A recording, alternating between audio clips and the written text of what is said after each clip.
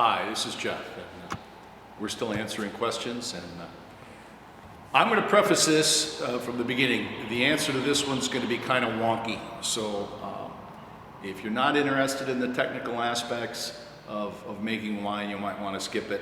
On the other hand, if you're a home winemaker, you may want to listen up, because this is coming from a home winemaker. This is from James Patrick, and James is curious. His question is about the upcoming harvest. He's planning on making some wine, and he was hoping we could talk about the tests we do and the adjustments we make from the time the grapes come in through fermentation to the first racking. I haven't made a lot of adjustments prior to fermentation before. I've brought the grapes in, fermented them fully, then determined what needs to change after that. And James, let's see here. Let's start with basic wine chemistry. We'll measure the sugar content, the Brix, the titratable acidity, and the pH. And those are our basic roadmap, our basic reference points. And let's start with Brix. Excuse me. When we do our best to control the alcohol level in the wine at the fermenter, meaning we'll take a Brix reading, and using the Brix reading, we will estimate what our final alcohol will be. And if it's going to start creeping up over 15% or close to 16%, we'll add some water. And that's simply to keep the yeast from to assure ourselves that the yeast is going to complete the fermentation, but also that we don't end up with a hot wine, a wine that is port-like, stewed, or dominated by an elevated level of alcohol. Alcohol has a lot of different impacts on a wine. A wine with more alcohol, given the same amount of tannin, is going to taste more tannic than a wine with lower alcohol. And so there's a lot of implications that you have with alcohol. And we have no qualms about adding a little water to the fermenters prior to fermentation to control the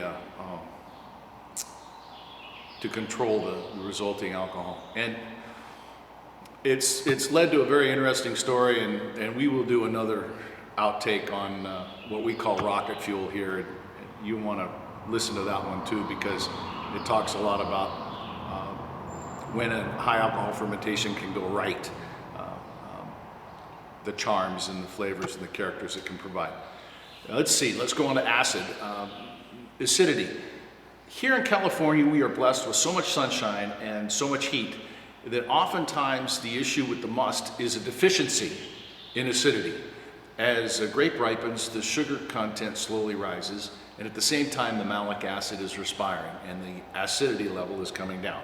Some varieties for us, like Graciano and Barbera, we wait for the sugar, well, most of the time you wait for the sugar to rise. We're actually on those two varieties specifically waiting for the acidity to drop. And that's because to conduct the malolactic fermentation at a low pH is very difficult. The lower pH, the higher acidity, is actually inhibitory to the malolactic bacteria. And since we want those wines to go through the malolactic fermentation, we need the titratable acidity to go down, which has a correspondingly increase in the pH in order to get the malolactic fermentation to go at a reasonable length of time. The pH is just basically, for us, it's an active, it's a measurement of how active the acids are that are in the wine, how much of the hydrogen ions are prevalent in the wine. And the importance for pH for us is that it also influences the efficacy and how efficient the sulfur dioxide is that you've added to the must. If you're adding sulfur dioxide to the must, usually it's to inhibit lactic acid bacteria or wild yeast, so that your cultured yeast has an opportunity to conduct the fermentation. And at a lower pH, you need less sulfur dioxide, or the same level of sulfur dioxide is much more efficient in doing what you want it to do in terms of controlling it. So those are three things. There's a fourth that we don't do, and I'll explain why. Oftentimes, wineries will do what's called a YAN analysis, and that is a yeast available nitrogen. It's how much nitrogen, how much nutrient is in the must, and that'll give us an indication as to how healthy the fermentation will be. If that is deficient, then adding some yeast food over the course of the fermentation and over the course of the first 2 or 3 days of the fermentation is probably in order. Well,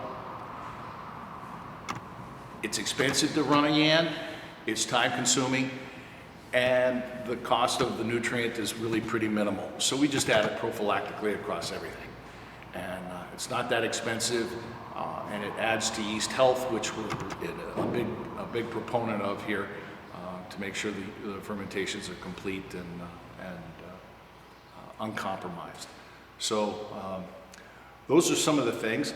Now, obviously, at the conclusion of fermentation, we want to make darn sure that all the sugar, all the glucose and fructose that was delivered in the grape has been consumed. So we'll run chemistry on the residual sugar of the must and make sure that that is dry and has been consumed in its entirety. That's because we're going to add malolactic bacteria, and we don't want to be adding malolactic bacteria to a sweet wine because that has complications of its own. So that's really taking you through the process to that first racking and where you are there. So we'll make adjustments to control the alcohol. We'll make augmentations to the acidity if the acid is too low. Very rarely in my 40 years, I think I've probably made only 2 or 3 adjustments to actually bring the acidity down. So that's usually not a problem here in California. And I believe you said you were going to work with Tempranillo, and that is usually a low acid grape, so I don't think you're going to have a problem with Tempranillo on having too much acidity. So James, I hope that helps you out. And for those of you that did bother to listen to the wonky answer to that, to James's question, maybe you've gotten something from it, and be more than happy to expand on it if you happen to be here on a visit or want to follow it up with another question. So, thanks.